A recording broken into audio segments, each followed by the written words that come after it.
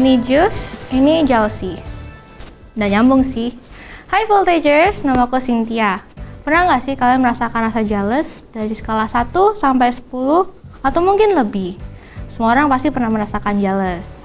Apa sih yang menyebabkan rasa jealous itu muncul? Dan bagaimana kita menghandlenya supaya kita bisa menjadi anak muda yang asik dan gak gampang jealous-jealousan? Siapa nih yang suka jealous di sini? Yuk kita temukan di ibadah hari ini. But first, let's prepare our heart. Jangan di skip-skip ya. Mari kita berdoa. Tuhan, terima kasih Tuhan berkat-Mu pada hari ini karena hari kami bisa kembali lagi beribadah dengan baik. Meskipun kami masih di rumah kami masing-masing, kami percaya bahwa hadirat Tuhan masih menyertai kami. Berkati juga supaya kami bisa lebih fokus dan belajar lebih banyak daripada pada hari ini. Thank you Tuhan. Dalam nama Tuhan Yesus, haleluya, amin. Selamat beribadah. Hai Voltagers, yuk beri yang terbaik untuk Tuhan Yesus. Come on.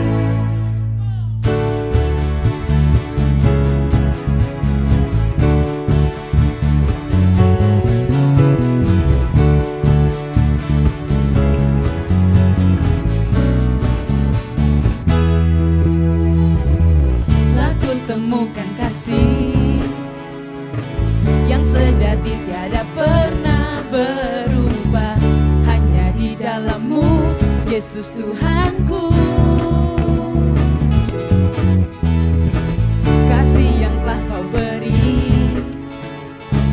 lebihi segala yang terbaik dalam-Ku, tak berkesudahan, kekal selamanya.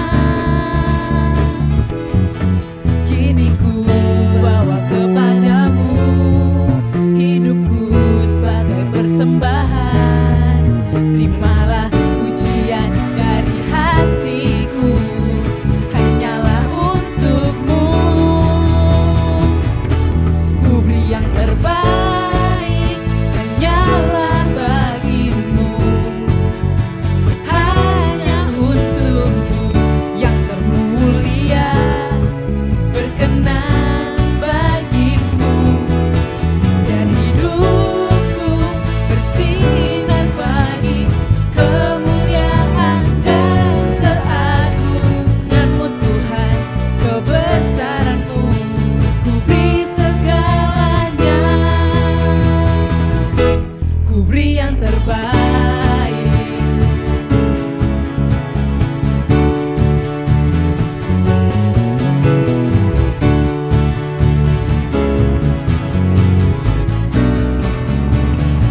Katakan kasih, kasih yang telah Kau beri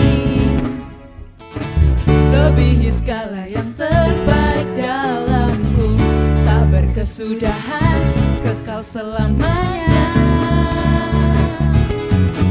Kini ku bawa kepada-Mu hidupku sebagai persembahan. Terimalah pujian dari hatiku, hanyalah untuk-Mu. Ku beri yang terbaik, hanyalah bagi-Mu, hanya untuk-Mu yang termulia, berkenan bagi-Mu. Biar hidupku bersinar bagi kemuliaan dan keagungan-Mu Tuhan, kebesaran-Mu. Ku beri segalanya, ku beri yang terbaik. Come on, tepuk tangan semuanya.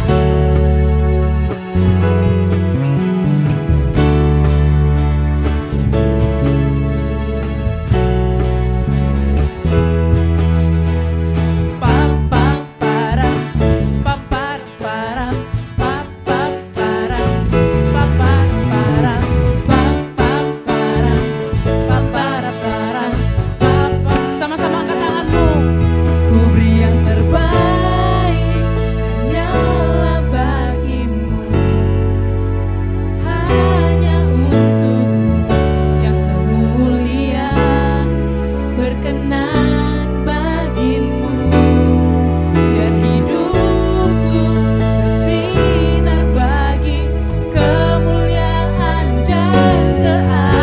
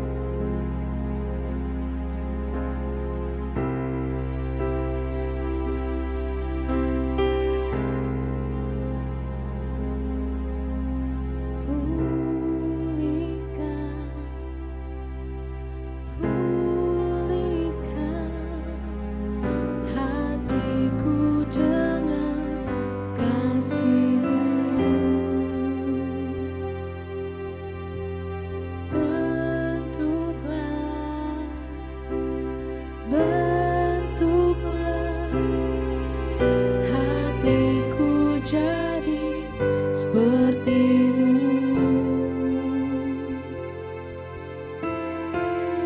Kekudusan-Mu memenuhiku. Tuhan, ini rinduku. Ubah hatiku seperti hati-Mu. Kudus berkenan bagi-Mu. Bagaikan emas yang murni, bentuk hatiku selalu. Biar ku menjadi ciptaan baru, bebas dari semua yang jahat,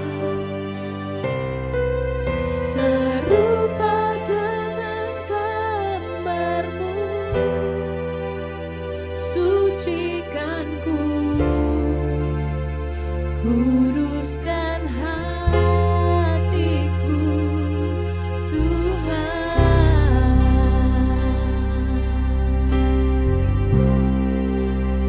Sama nyanyikan. Pulihkan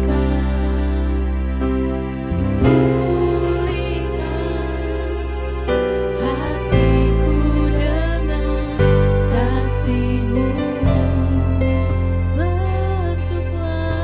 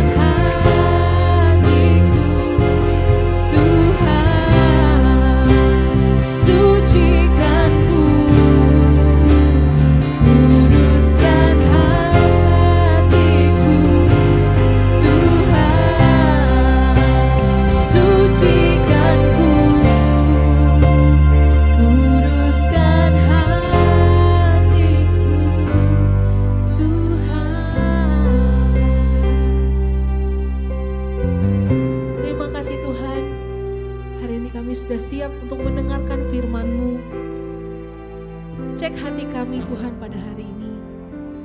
Biar kami semua Tuhan yang hari ini sudah siap Tuhan untuk mendengarkan firman, juga untuk merubah hati kami sama seperti Engkau. Terima kasih Tuhan, biar Tuhan berikan kami konsentrasi lebih pada hari ini. Terima kasih Tuhan Yesus, haleluya, amin. Shalom Voltager se-Kalimantan, senang sekali bisa ketemu dengan kalian lagi.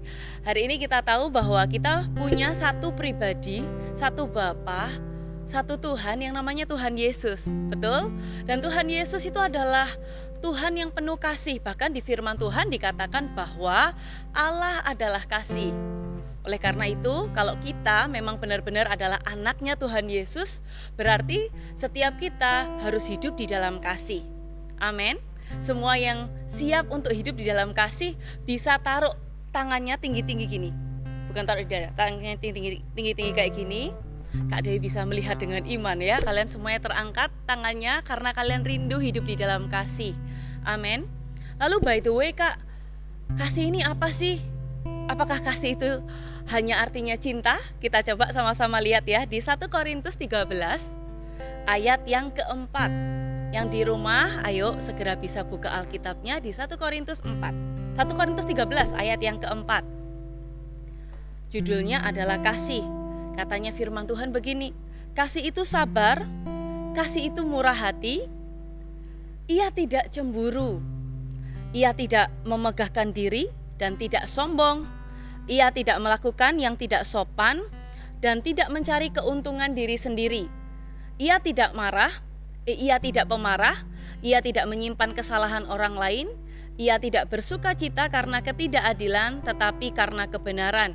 Ia menutupi segala sesuatu, percaya segala sesuatu, mengharapkan segala sesuatu, sabar menanggung segala sesuatu.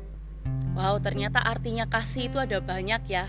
Tapi hari ini Kak Dewi cuma mau bahas satu aja, tentang kasih itu tidak cemburu. Kasih yang tidak cemburu yang dimaksudkan di sini itu bukan kasih antara cowok sama cewek. Bukan ya, tapi ini adalah kasih yang artinya envy atau iri hati.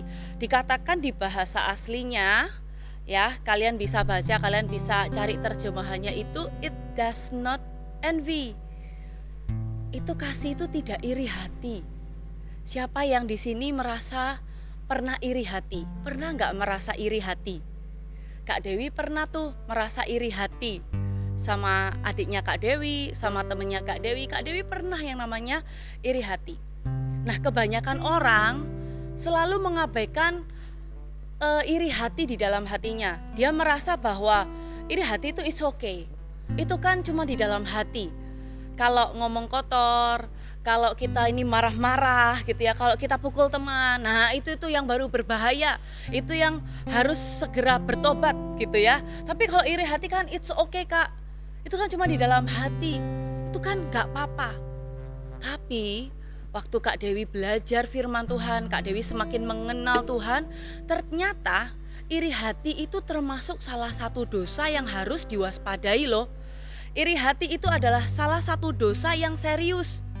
Jadi kalau hari ini ada di antara kalian yang pernah merasa iri hati atau sering merasa iri hati, siang ini atau malam ini, jam berapapun kalian nonton video ini untuk beribadah, kita mau pastikan sama-sama hati kita beres dengan yang namanya iri hati. Amin. Yuk kita lihat sama-sama Kejadian. Kejadian di mana? Di kitab Kejadian. Di kitab Kejadian pasal yang keempat. Itu ceritanya tentang Kain dan Habel. Katanya kita langsung ke ayat yang kedua ya. Ayat yang kedua. Selanjutnya dilahirkannya lah Habel, adik Kain, dan Habel menjadi gembala kambing domba. Kain menjadi petani. Ingat ya, Adam dan Hawa punya dua anak, pertama namanya Kain, yang kedua adiknya namanya Habel. Setelah beberapa waktu lamanya, maka Kain mempersembahkan sebagian dari hasil tanah itu kepada Tuhan sebagai korban persembahan.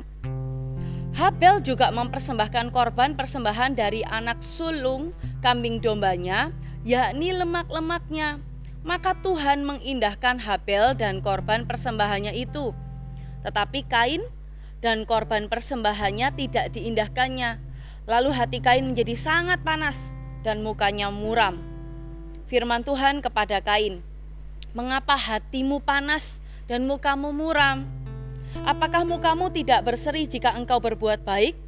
Tetapi jika engkau tidak berbuat baik, dosa sudah mengintip di depan pintu. Ia sangat menggoda engkau, tetapi engkau harus berkuasa atasnya." Kata Kain kepada Habel adiknya, "Marilah kita pergi ke padang." Ketika mereka ada di padang, tiba-tiba Kain memukul Habel adiknya itu lalu membunuh dia. Firman Tuhan kepada Kain, "Di mana Habel adikmu itu?" Jawabnya, "Aku tidak tahu. Apakah aku penjaga adikku?" Firman-Nya, "Apakah yang telah kau perbuat ini? Darah adikmu itu berteriak kepadaku dari tanah." Sampai di situ ya. Awal mula ceritanya adalah Kain iri kepada Habel. Kenapa Kain iri kepada Habel? Karena persembahan Kain tidak diindahkan. Sedangkan persembahan adiknya nih diindahkan sama Tuhan. Tuhan sangat bersuka cita dan menerima persembahan Habel. Harusnya kita sebagai kakak gitu ya, Kain sebagai kakak, harusnya dia senang kalau persembahan adiknya diterima oleh Tuhan. Tapi pada kenyataannya Kain merasa iri hati. Dan waktu dia iri hati dan dia tidak segera membereskan iri hatinya itu, akhirnya dia marah. Dia menjadi sangat marah dan dia tidak berkuasa atas hatinya. Dia tidak bisa kontrol hatinya. Dan akhirnya ujung-ujungnya dia memukul adiknya, memukul si Habel sampai si Habel meninggal. Nah, di situ teman-teman kita bisa lihat, dia cuman bermula dari iri hati, ujungnya bisa terjadi pembunuhan. Hari ini kakak tahu di antara kalian tidak ada yang pernah membunuh sesama manusia gitu ya. Dan itu doa kakak buat setiap kalian. Tapi kalian juga hari-hari ini, kalian mungkin tidak pernah berpikir kita bisa melakukan hal sekeji itu, hal yang sekeras itu. Tidak mungkinlah kak, saya melakukan hal-hal seperti itu. Tapi dari firman Tuhan ini kita sudah diperingatkan, kita harus memulai dari sekarang menjaga hati kita daripada iri hati. Amin. Dosa iri hati adalah dosa yang tidak terlihat. Waktu kita ini iri hati, papa mama gak tahu, temen gak tahu, bahkan orang yang kita iri hati sama dia, orang itu gak tahu kita iri sama dia. Tapi Tuhan tahu, iblis tahu. Dosa itu mulai mengintip di depan pintu hidup kita. Dan kata firman Tuhan, kita harus berkuasa, artinya kita harus bisa kontrol hati kita supaya kita tidak jatuh ke dalamnya. Amin. Jadi untuk itu hari ini kita mau bahas sama-sama. Kita cari tahu apa sih yang menjadi akar iri hati. Kenapa sih kita itu bisa iri hati sama orang lain, sama saudara kita. Ya, kita bisa ambil catatan karena 3 poin ini akan kita terus refleksikan setiap hari. Setiap hari kita mau cek hati kita mulai ke arah sana enggak ya. Kalau mulai ke arah sana ke 3 poin yang akan kakak bagikan tadi, ayo cepet-cepet datang ke Tuhan. Amin. Yang pertama, merasa tidak puas diri. Merasa tidak puas diri itu bagaimana sih kak? Merasa tidak puas diri itu artinya kita selalu merasa bahwa diri kita kurang. Contoh, kurang cantik, kurang tinggi, kurang putih, kurang pintar, kurang kaya. Pernah nggak merasa seperti itu? Kita selalu merasa di bawah daripada orang lain atau orang tertentu. Sehingga bawaannya kita tuh minder, bawaannya setiap hari kita tidak bahagia. Orang yang tidak puas diri adalah orang yang tidak bahagia.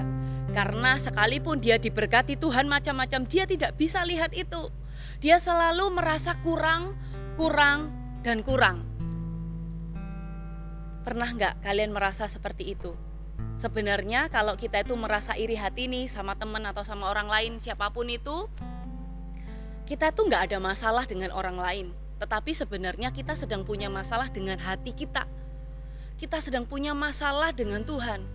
Kenapa? Karena di dalam hati kita nih ada lubang yang tidak terlihat. Sehingga lubang itulah yang akan membuat kita ini sering merasa kurang. Padahal mungkin orang yang lainnya selalu melihat kita itu baik-baik saja. Melihat kita diberkati, kita cukup. Tapi kita sendiri yang tidak pernah merasa cukup. Kita setiap hari kemana-mana selalu bawa hati kita dengan lubang itu. Sehingga setiap kali lihat orang punya apa gitu ya, ada temen nilainya lebih baik dari kita selalu merasa kurang. Emang aku gak sepintar dia. Waktu lihat teman kalian baru potong rambut, tambah cantik atau tambah ganteng, ya memang aku gak secakep dia. Coba aku secakep dia, pasti aku bisa keren kayak dia. Kita selalu di dalam diri kita tidak puas. Dan sebenarnya kita gak sadar bahwa kita juga sedang punya masalah hubungan nih dengan Tuhan. Loh kok bisa Kak? Kok bisa? Aku gak menuntut yang gimana-gimana kok sama Tuhan gitu ya. Masa? Karena waktu kita itu sering merasa kurang nih, kurang pintar, kurang pandai, kurang apa ya? Kurang cakep, kurang kaya. Sebenarnya itu kita secara tidak langsung kita sedang protes loh sama Tuhan. Walaupun kelihatannya kita nggak protes langsung nih sama Tuhan, kita nggak ngomong, Tuhan coba rumahku segede itu, Tuhan coba rambutku lurus. Kita nggak mention Tuhan sih. Kita cuman bercermin dan kita selalu ngomong, kenapa sih mataku sipit, atau kebalikannya, kenapa mataku lebar gede kayak gini, kenapa begini, kenapa begitu. Nah Tuhan denger loh. Tuhan loh yang menciptakan kita, Tuhan loh yang memberi kita keluarga, Tuhan loh yang memberi kita papa mama, Tuhan yang memberikan kita sekolah. Jadi kalau kita selalu ngedumel dan merasa tidak puas dengan segala hal yang Tuhan berikan ke hidup kita nih, yang sudah tersedia saat ini nih, sebenarnya Tuhan sedih loh. Tuhan itu sudah memberikan yang terbaik buat kita. Ingat, kalau kita pengen bahagia, kuncinya jangan terus merasa kurang. Kuncinya bersyukur. Amin. Kalau kita terus merasa kurang, seberapa banyak pun Tuhan berkati kita, kita tidak akan pernah puas. Kita udah dikasih nilai 80 nih, kemarin sering 60, ngedumel gitu ya. Tuhan udah berkati kita nih dengan nilai 80. Kita masih merasa kurang, coba 100. Nanti udah 100, kita merasa masih kurang lagi.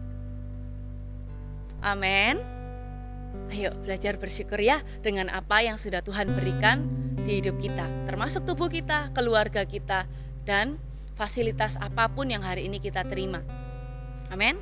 Yang kedua, kita selalu mengira kalau kita memiliki apa yang orang lain miliki saat ini, kita akan bahagia. Pernah gak ngerasa gitu?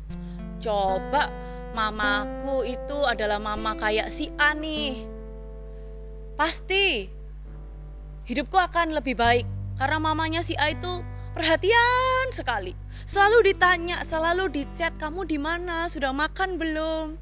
Kalau dia ulang tahun, selalu mamanya memberikan dia banyak sekali hadiah.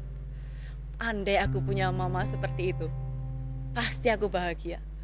Pertanyaannya, bener nggak anak itu juga bahagia ketika mamanya care? Mungkin kita lihat cuma dari luar. Ternyata bisa jadi nih kita punya mama yang care banget gitu ya. Ternyata kita tuh malah dalam tanda kutip ya agak risih. Kenapa sih mamaku ngechat terus gitu ya? Kok mamaku nggak berhenti nanyain udah makan belum? Mama udah pulang sekolah belum? Oh ya sekarang masih online ya. Udah selesai kerjain PR belum? Saking care-nya mama kita sampai ujungnya merasa risih. Mamaku kok segitunya banget sih? Belum tentu teman-teman, waktu kita ini memiliki apa yang orang lain miliki, kita akan bahagia.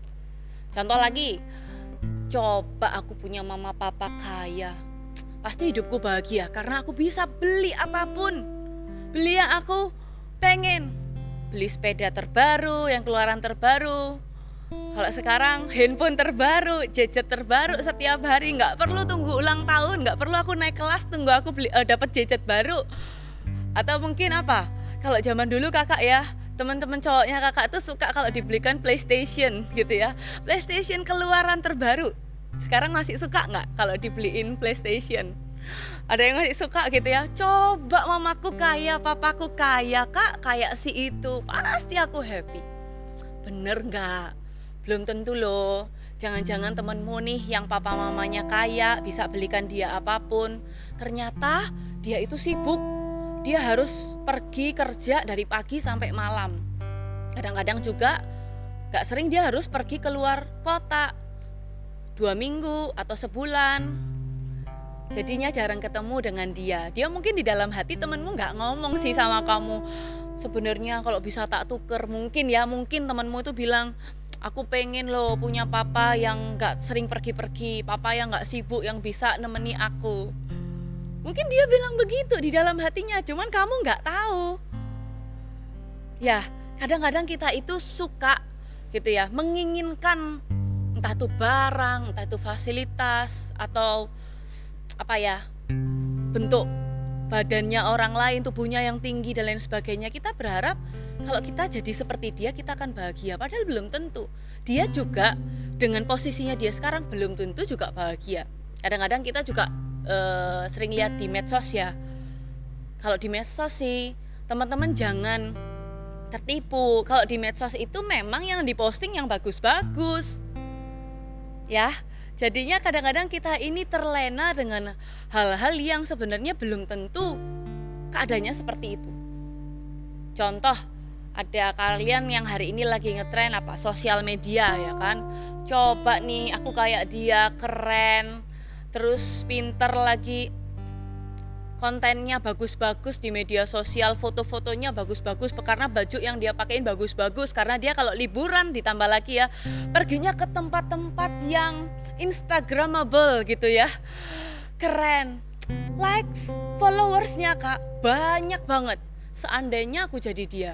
Lalu kemudian karena kita ini terobsesi nih dengan dia, dengan kehidupan orang lain yang kita kira itu lebih enak, kita mengorbankan diri kita. Contoh nih, kadang kita mengejar hal-hal itu, kita sampai akhirnya coba deh aku buat konten yang aneh-aneh gitu ya, supaya followersku meningkat. Zaman sekarang kan gitu, apa ya, aku bikin video yang ngeprank orang lah, karena aku merasa aku nggak secakep dia gitu ya. Aku juga nggak sering pergi ke tempat yang bagus seperti dia. Ya udahlah, coba aku buat video-video yang aneh, yang nggak biasa, yang anti mainstream, supaya viral, supaya followersku naik, supaya aku terkenal. Atau kita membuat konten-konten yang sampai menjatuhkan harga diri kita, yang sampai memamerkan tubuh kita berlebihan nih. Buat yang cewek-cewek atau cowok-cowok juga sekarang ada. Karena apa? Kita tuh saking pengennya terkenal melihat hidup orang lain yang kita kira bakal enak. Tapi ujungnya waktu kita mengejar kehidupan orang lain supaya kita bisa jadi seperti dia, ujungnya malah menghancurkan kita. Teman-teman, hati-hati ya dengan hidupmu, hati-hati dengan porsi yang hari ini sudah Tuhan berikan di hidup kita. Tuhan sudah taruh porsinya masing-masing. Kebahagiaannya orang itu belum tentu bisa menjadi kebahagiaan kita. Kebahagiaan kita yang hari ini kita terima pun juga gak bisa jadi kebahagiaan orang lain. Berkatnya orang lain juga belum tentu itu menjadi porsi berkatnya kita. Tuhan tahu yang terbaik. Amin. Lalu kemudian yang ketiga, fokus hidup yang salah. Apa sih yang hari-hari ini kita fokuskan? Apa yang hari-hari ini kita sedang sorot?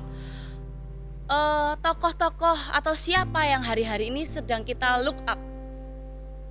Kakak nggak melarang di sini kalian mengagumi orang lain ya. Contoh kalian mengagumi tokoh masyarakat atau idola-idola zaman sekarang. Terus siapa lagi, atau mungkin pemimpin rohani kalian, gak apa-apa kalian mengagumi.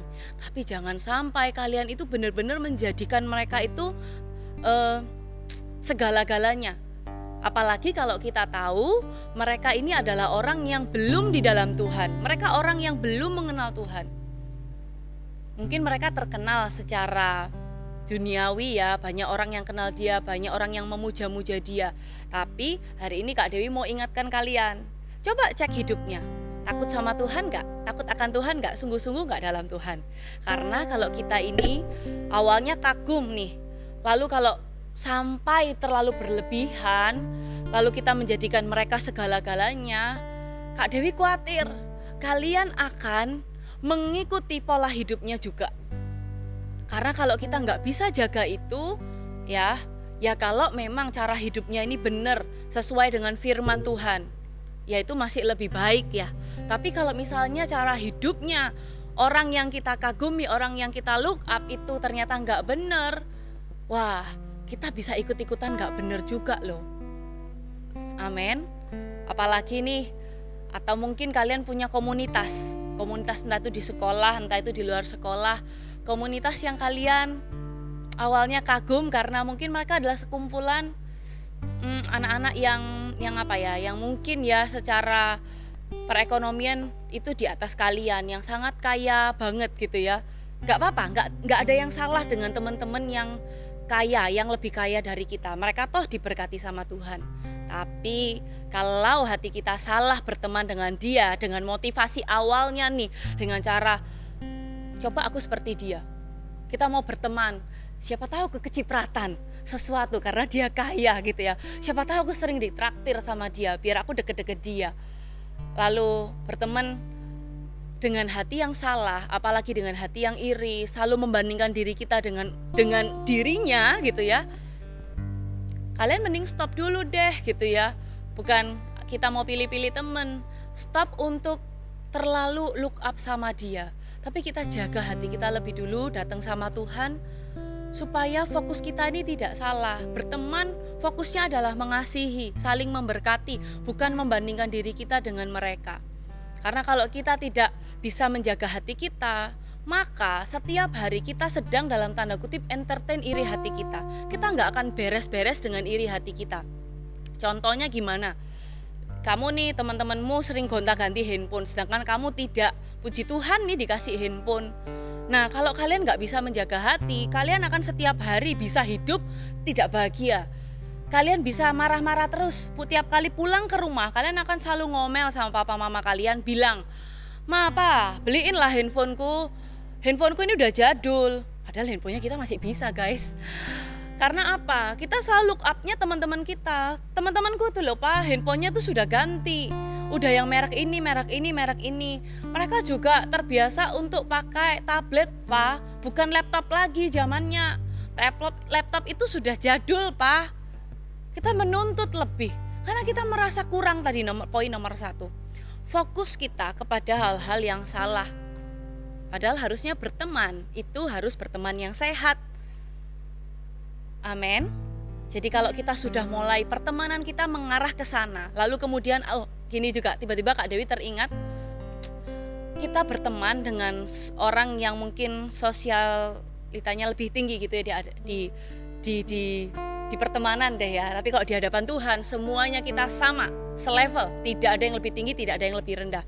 Cuman gara-gara pergaulan aja kita merasa beberapa teman tertentu lebih high gitu ya.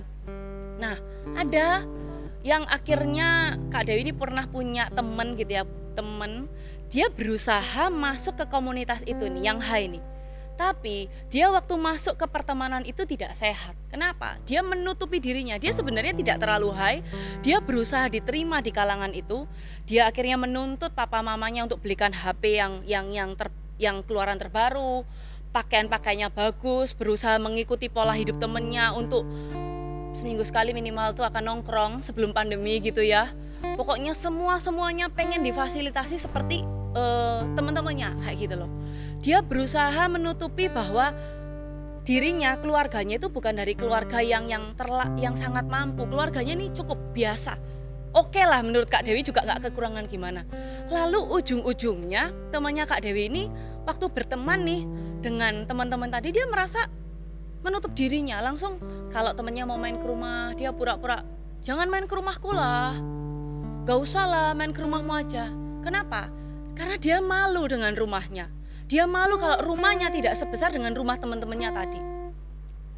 Dia menutupi ini dan itu, tidak menjadi dirinya sebenarnya. Karena apa? Karena dia berusaha diterima oleh kelompok tadi yang dia anggap high. Karena dia merasa waktu dia berteman dengan temannya yang high tadi, dia merasa harga dirinya, status sosialnya itu akan meningkat. Padahal nggak gitu loh. Harga diri kita, martabat kita, harga kita itu tidak ditentukan oleh pertemanan kita. Kita semuanya itu berharga di mata Tuhan. Kita semuanya itu dicinta oleh Tuhan. Amin. Jadi bertemanlah yang sehat. Kalau kamu mulai punya pertemanan yang seperti tadi nih, gak menjadi diri sendiri, tidak menjadi apa adanya, dan teman-temanmu pun tidak bisa menerimamu apa adanya, berarti itulah pertemanan yang tidak sehat. Segera mulai stop. Bukan kita mau membenci teman kita atau sebaliknya, bukan, tapi kita mau benar-benar menjadi teman yang terbaik, teman yang apa adanya. Amin. Ya, pola pikir kita harus diubah. Jangan fokus kepada hal-hal yang seperti tadi. Itu cuman kata dunia. Ya, ikuti apa kata firman Tuhan, karena itulah yang akan memerdekakan kita. Itu yang akan membuat kita bahagia. Sampai kapan sih kita mau gak bahagia? Sampai kapan sih kita mau bawaannya sedih dan kecewa terus? Amin. Jangan gagal dengan hidupmu. Teman-teman Voltagers, bersyukur dengan apa yang kamu punya. Lalu caranya gimana nih Kak? Supaya kita bisa bebas dari yang namanya iri hati. Kan iri hati itu selalu muncul. Apalagi kalau kita ini backgroundnya dulunya pernah atau sering dibanding-bandingkan. Entah sering dibanding-bandingkan di sekolah oleh guru kita, atau dibanding-bandingkan di rumah oleh papa mama kita. Papa mama kita mungkin gak sengaja ya, karena zaman dulu itu gak ada parenting yang keren seperti sekarang nih. Ada parenting di setiap sekolah-sekolah, atau ada ahli-ahli yang apa sih, ngomong tentang bagaimana cara membesarkan anak, bagaimana caranya memotivasi anak ya. Jadi maklumin aja dan jangan excuse dengan hal itu. Ya Kak, memang aku udah dibesarin selalu dibanding-bandingkan. Jadi oke lah, aku memang iri hati itu sudah jadi DNA aku. Jangan ya, kita bisa menang dari iri hati. Amin. Kalau kita nggak bisa menang, nggak mungkin firman Tuhan di Kejadian 4 tadi dikatakan kita harus berkuasa ya atas dosa itu, atas iri hati itu. Caranya ada 2, dicatat, nanti dikasih huruf besar, di highlight pakai stabilo ya kan, mau ditempel di dinding di kamar boleh. Yang pertama, bersyukur atas apa yang kita miliki. Kita buka sama-sama di Mazmur 16 ayat 5-6. Kitab Mazmur 16 ayat 5-6. Kata firman Tuhan begini, ini firman Tuhan yang indah buat kita semua. Ya Tuhan, Engkaulah bagian warisanku dan pialaku. Engkau sendirilah yang meneguhkan bagian yang diundikan kepadaku. Tali pengukur jatuh bagiku di tempat-tempat yang permai. Ya, milik pusakaku menyenangkan hatimu. Sebenarnya Tuhan itu sudah memberkati kita sesuai dengan porsi kita masing-masing. Dan berkat Tuhan itu indah, termasuk kondisi tubuh kita, kondisi keluarga kita, perekonomian kita, akademik kita, talenta yang hari ini kita punya. Semuanya itu Tuhan berikan sesuai dengan kapasitas kita. Tidak terlalu berlebihan dan tidak terlalu kurang. Ya kan? Kayak di firman Tuhan yang lain dikatakan dia memberikan talenta itu, ada yang diberikan 1, 2, 5 sesuai dengan kapasitasnya, sesuai dengan kesanggupannya. Sama juga dengan berkat Tuhan yang hari ini kita terima, itu juga sesuai dengan kapasitas kita. Hanya kita sadar nggak kalau kita punya banyak berkat di hidup kita? Coba dihitung, mulai dari dirimu sendiri. 2 mata, 1 hidung, 1 mulut. Bersyukur loh, cuman punya 1 mulut. Coba mulutnya 2. Kita gak akan bisa kontrol gitu ya. Mungkin cepat lapar nanti kalau mulutnya 2. Bersyukur nih kita telinganya 2, gak 1. Ya kan, karena telinga dipakai supaya kita cepat mendengar. Lalu kondisi tubuh kita sehat hari ini. Atau mungkin kalian hari-hari ini ada yang merasa tubuhnya gak sehat, tetap bersyukur juga. Karena hari ini kita masih bisa ada pengobatan. Coba zaman dulu pengobatan rumah sakit itu jauh loh. Itu sekitar berapa ya? Dari ceritanya omanya kakak sekitar 20-50 tahun yang lalu, pengobatan itu sangat-sangat susah dicari. Kalau hari ini pun kalian dalam kondisi yang gak sehat, tetap bersyukur kita bisa dapat obat-obatan itu dekat, mudah dijangkau. Atau mungkin kalian ada yang merasa nih kekurangan fisik, Kak, aku kok dilahirkan seperti ini ya. Misalnya contoh ya, sorry ya, mungkin kok contoh, tanganku harusnya kalau normalnya kan 10, kok dilahirkan tuh tanganku 11 ya Kak, atau 12. Tuhan pun tidak salah menciptakan, pasti ada maksud Tuhan di balik semuanya itu. Ketika kita melihat ada ketidaksempurnaan di hidup kita, di sanalah Tuhan akan bekerja, Tuhan akan mengisi dengan pekerjaannya yang luar biasa. Itu menunjukkan kalau kita mengandalkan Tuhan, kalau kita ini butuh Tuhan. Amin. Keluargamu, kondisi perekonomianmu hari ini, Kak, pengen loh Kak tiap hari makan steak kayak temanku itu Kak, gitu ya. Tahu nggak, banyak-banyak steak, banyak-banyak daging merah itu juga nggak baik, bisa kolesterol loh. Kamu aja mungkin lihat temenmu kebetulan waktu dia keluar yang difoto di media sosial tuh selalu makanan yang enak-enak. Mungkin di rumahnya dia juga dijaga tuh makannya, nggak melulu yang tinggi kalorinya. Jadi kalau hari ini kalian bisa makan aja itu sudah cukup. Bersyukur dengan hari ini yang papa mama bisa sediakan di hidupmu, itu juga berkat Tuhan. Kalau hari ini kita bisa bersyukur dengan apa yang kita miliki, wah, Tuhan itu bisa, apa ya, bahasa Jawanya itu kesengsem, bisa terpesona ya. Wah, dia dikasih ini aja lo bisa seneng, sudah nanti aku mau kasih lebih, kayak gitu ya. Ayo bersyukur dengan apa yang kita miliki. Dulu Kak Dewi juga orang yang sangat sulit bersyukur. Kak Dewi dulu orangnya gampang iri hati, gampang bersungut-sungut kalau misalnya mengalami hal-hal yang tidak enak gitu ya. Lalu caranya Kak Dewi apa? Caranya untuk bisa bersyukur dengan apa yang dimiliki ini. Waktu itu Kak Dewi itu diajarin sama pemimpin rohaninya Kak Dewi itu untuk ambil kertas. Kalian juga bisa lakukan setelah ibadah hari ini, ambil kertas, ambil alat tulis, catat setiap hal yang menjadi berkat Tuhan di dalam hidupmu.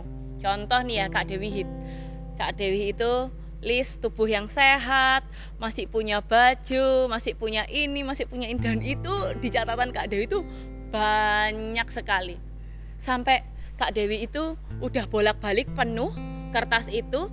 Lalu Kak Dewi merasa, iya ya, ternyata ada banyak hal di dalam hidupku yang bisa kusyukuri. Kalau Kak Dewi itu mau ngedumel, mau menggerutu lagi, mau iri sama orang lain, Kak Dewi langsung buka catatan itu. Ya Tuhan, thank you buat ini, aku punya ini yang sudah diberikan Tuhan di dalam hidupku. Bersyukur ya buat papa mamamu yang hari ini ada, sudah berjuang buat kamu. Apapun kondisinya, mereka yang terbaik buat kita. Amin. Yang kedua, bersyukur ketika orang lain diberkati. Nah, ini nih yang gak biasa. Bersyukur ketika orang lain diberkati. Kak, kalau aku yang diberkati, aku bersyukur. Kalau orang lain yang diberkati, pada umumnya, seringnya kita merasa sedih. Sedihnya apa? Lah kok kamu ya yang diberkati ya? Kok bukan aku aja? Gitu. Atau kadang-kadang kita kecenderungannya gini loh, waktu orang lain tertimpa masalah, kena musibah, kita kelihatannya oh kasihan ya, yang sabar kamu ya, dipeluk gitu ya, kelihatannya kita gitu, tapi dalam hati gini, untung bukan aku yang kena masalah, untung kamu yang kena. Nah, ayo, itu juga termasuk hati yang iri loh. Gak bersyukur ketika orang lain diberkati. Kata firman Tuhan apa? Kita selalu cross check hati kita dengan firman Tuhan ya. Di Roma 12 ayat yang ke-15. Ini ayat terakhir kita. Kata firman Tuhan gini loh.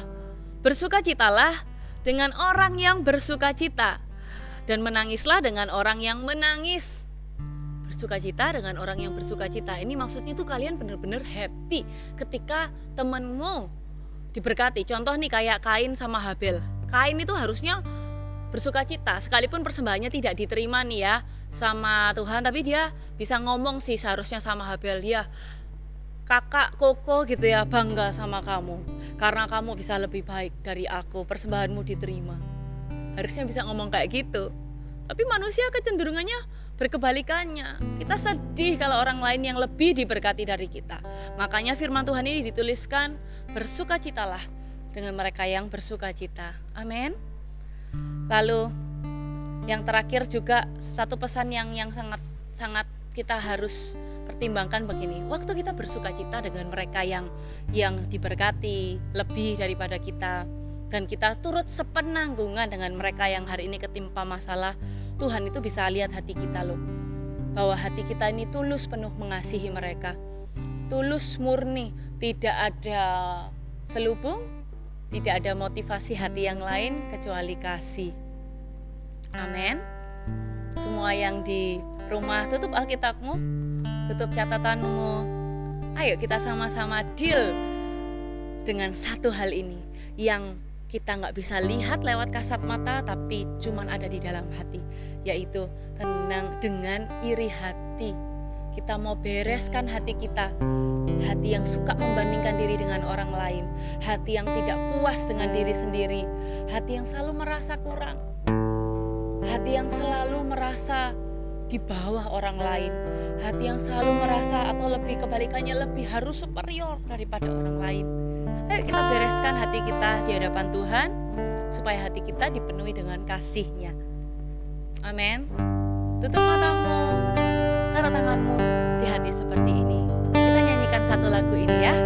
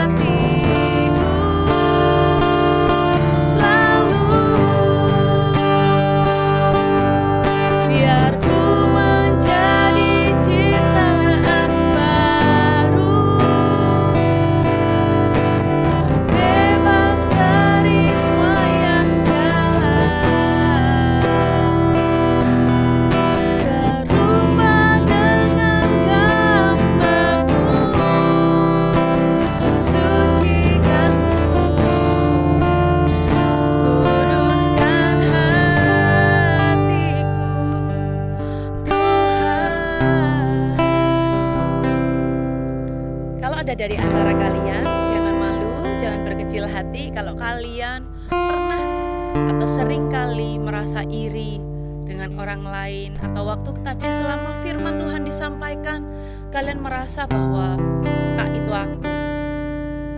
Hari ini Tuhan Yesus mengasihimu dan Tuhan Yesus sedang berbicara kepadamu. Caranya gimana supaya aku bisa lepas Kak dari semua ini selain melakukan dua hal yang tadi sudah disampaikan Kak Dewi.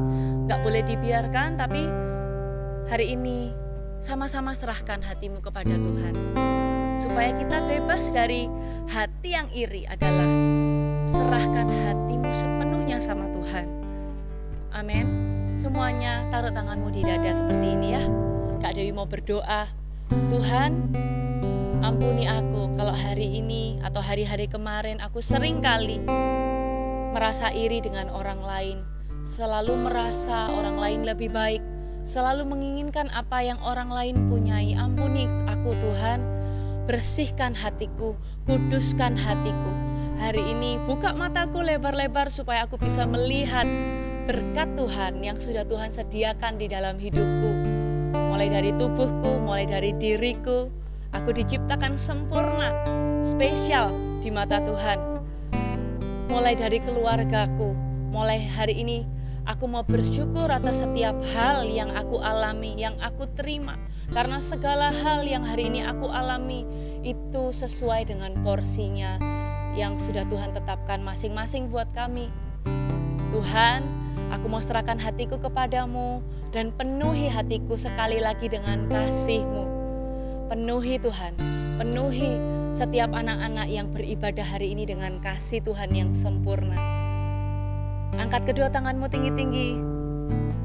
Semuanya yang ibadah hari ini, terimalah berkat dari Allah Bapa yang mengasihi-Mu, yang hari ini mau mengangkat-Mu tinggi, yang mau memakaimu luar biasa. Biar perkenanan dari Roh Kudus, pengurapan daripada Allah mengalir dan mengikuti kemanapun engkau pergi. Teruslah bertumbuh di dalam kebenaran firman Tuhan, teruslah bertumbuh di dalam kasih dan sukacitamu. Jadilah saksi-saksi Kristus yang kuat, yang berani, yang disertai Tuhan. Di dalam nama Tuhan Yesus, haleluya, amin. Tuhan Yesus memberkati. Hai again, gimana ibadah tadi? Diberkati nggak? Pasti dong. Aku mau ingetin kalian lagi nih untuk segera join CC, komunitas yang menerima kamu apa adanya. Udah positif, no bully-bully, dan pastinya makin kenal dengan Tuhan Yesus. Cepetan ikutan CG ya. Hubungin nomor WA di sini. Ketemu teman, ragu-ragu, jangan lupa minum aqua. Ke gereja hari Minggu, happy Sunday untuk semua. Bye-bye.